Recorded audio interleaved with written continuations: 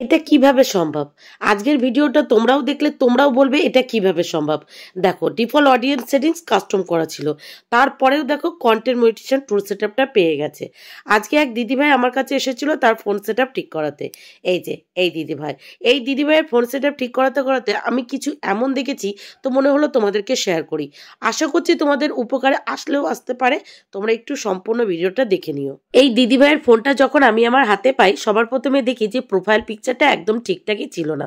তো আমি কি করি, সবার প্রথমে একটা প্রোফাইল পিকচারের জন্য একটা ফটো ক্লিক করি। ফটো ক্লিক করে সেটা এডিট করে এই যে প্রোফাইল পিকচারে দিয়ে দিয়েছি। তো যে সমস্ত নতুন বন্ধুরা নতুন কাজ শুরু করেছো, তোমরা কিন্তু প্রোফাইল পিকচারটা সবসময় একটু সুন্দর নিট অ্যান্ড ক্লিন রাখার চেষ্টা করবে।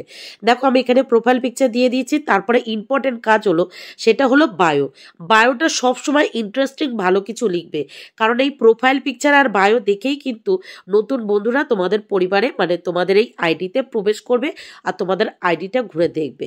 তো দেখো, আমি প্রোফাইল পিকচার চেঞ্জ করে সুন্দর একটা বায়ো লিখে দিয়েছি। এই দিদিভাই আমাকে বলেছিল আমার পছন্দ মতো কিছু যাতে এখানে লিখি।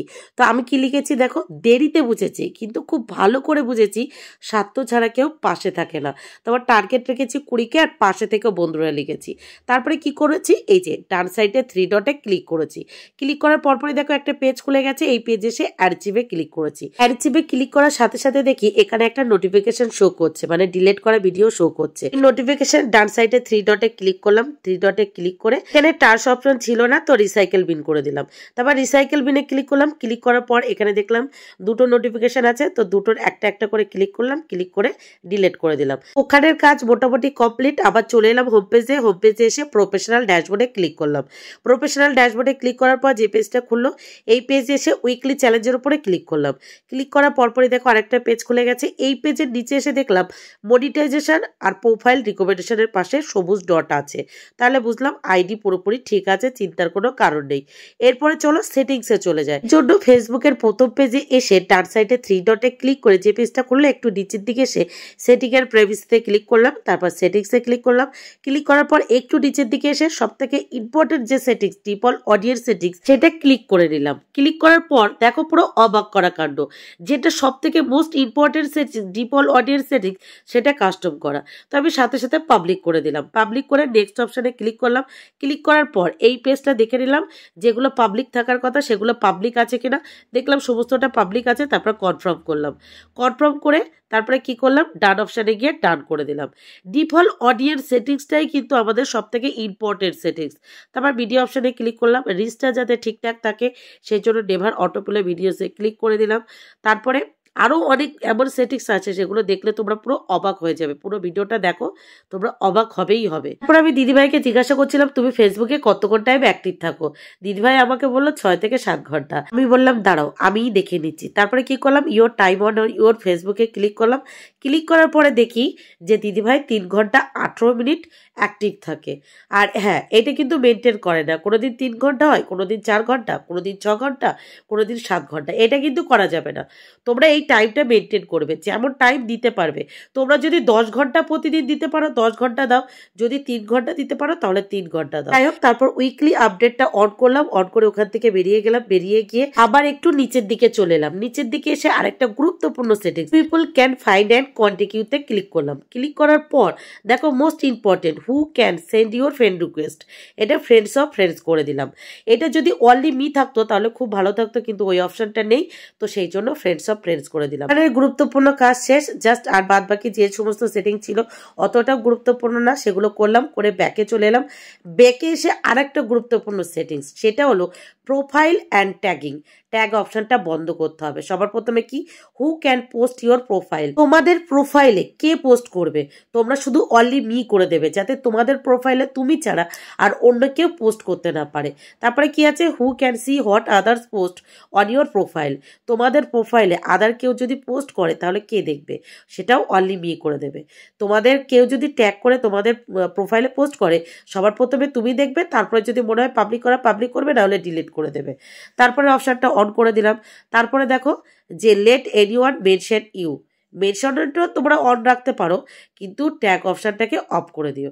বাদ বাকি যতটুকু যা করা সেগুলো করে দিয়েছি। তোমরা তো এই প্রোফাইল আর ট্যাগিং এর ভিডিও অলরেডি দেখে ফেলেছো, আর ডিটেলসে সেজন্য দেখাচ্ছি না। এটা খুবই গুরুত্বপূর্ণ, চলো সেটা দেখাই। তার জন্য ফেসবুকের প্রথম পেজে এসে ডান সাইডে 3 ডটে ক্লিক করে যে পেজটা খুলে একটু নিচের দিকে এসে হেল্প অ্যান্ড সাপোর্টে ক্লিক করেছি, তারপর সাপোর্ট ইনবক্সে পরে ইওর অ্যালার্টসে ক্লিক করার পর দেখো দিদিভাইয়ের কত ভিডিওতে কপিরাইট পড়েছে।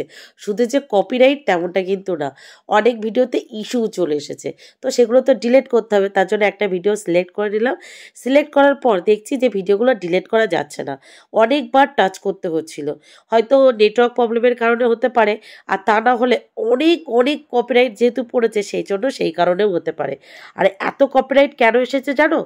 তোমরা ডিলিট করার পরে দেখতে পাবে, চলো দেখাচ্ছি, তাহলে তোমরা বুঝতে পারবে। তো দেখো সি ডিটেলসে ক্লিক করেছি, 3বার ক্লিক করার পর তারপর কন্টিনিউ এসছে, তারপরে কন্টিনিউতে ক্লিক করেছি। কন্টিনিউতে ক্লিক করার পর আবার প্রথমে চলে এসেছি, সেখান থেকে আবার কন্টিনিউ এইভাবে করতে করতে এই যে রিমুভ ভিডিও কন্টিনিউ করেছি, তারপরে দেখো আবার প্রথমে চলে এসেছি সি ডিটেলস। তো আবার সি ডিটেলসে ক্লিক করেছি, তারপর কন্টিনিউ, আবার কন্টিনিউ, তারপর রিমুভ ভিডিও, তারপরে ডিলেট। এইবারে গিয়ে ফাইনালি ডিলেট হয়েছে। ডিলেট ভিডিও করার পর ডান করেছি। আমি একটা বা দুটো কপিরাইট পড়া ভিডিও ডিলেট করেছিলাম, বাদ বাকিটা ওই দিদিভাইকে দেখিয়ে দিয়েছিলাম, বাদ বাকিটা দিদিভাই করে দিয়েছিল। এরপরে চলো তোমাদেরকে একটা গুরুত্বপূর্ণ জিনিস দেখায়, দেখলে তো পুরো অবাক হয়ে যাবে।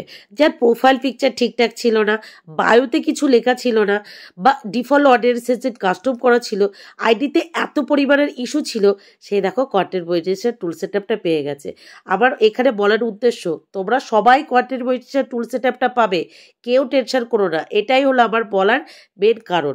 এই আইডিতে এত প্রবলেম থাকা সত্ত্বেও যদি সে কন্টেন্ট মনিটাইজেশন টুল সেটআপটা পেয়ে যায়, তাহলে তোমরা কেন পাবে না? মেন যে সেটিংস, ডিফল্ট অডিয়েন্স সেটিংস, সেটা কাস্টম করা ছিল, বুঝতে পারছো? তারপরেও কন্টেন্ট মনিটাইজেশন টুল সেটআপটা পেয়ে গেছে। আর কন্টেন্ট মনিটাইজেশন টুল সেটআপটা পেয়েছে বলেই কিন্তু ওই যে ইওর অ্যালার্টসে এত কপিরাইট ছিল। তো যাই হোক, চলো একটা গুরুত্বপূর্ণ সেটিংস দেখিয়ে দিই। তো কন্টেন্ট মনিটাইজেশন টুল সেটআপটা ক্লিক করে ডান সাইডে যে সেটিংস অপশন আছে, ওই সেটিংস অপশনে ক্লিক করতে হবে। ক্লিক করে কন্টেন্ট মনিটাইজেশন সেটিংস, ওটাই ক্লিক করতে হবে। এটাই ক্লিক করার পর দেখো এখানে দুটো অপশান আছে, এই দুটো অপশান কিন্তু তোমাদেরকে অন করে রাখতে হবে, যাতে তোমাদের রিলস আর ভিডিওসে অ্যাড শো হয়, আর সেই অ্যাডস থেকে আর্নিং আরো বেশি বেশি হয়। দিদি ভাইয়ের কিন্তু অন করা ছিল না, আমি অন করে দিয়েছি। তোমরা অবশ্যই এই দুটোকে অন করে রাখবে। এছাড়াও তোমরা যখনই কন্টেন্ট মনিটাইজেশন টুল সেটআপটা পাবে, তার সাথে মিউজিকের লাইসেন্স পাবে, স্টোরি থেকে আর্নিং এর সুবিধাও পাবে। আমি কিন্তু কথা বলতে বলতে সেগুলোও তোমাদেরকে দেখিয়ে দিয়েছি, তোমরা একটু ভালো করে দেখিয়ে নিও। অবশ্যই কন্টেন্ট মনিটাইজেশন টুল সেটআপটা পাওয়ার পর, সেটআপ করার পর অবশ্যই এই সেটিংস দুটো অন করে রাখবে, যাতে তোমাদের রিলস বা ভিডিওসে অ্যাডস শো হয়, আর সেই অ্যাডস থেকে তোমাদের প্রচুর প্রচুর আর্নিং হয়। কেমন লাগলো ভিডিওটা অবশ্যই জানিও। টাটা।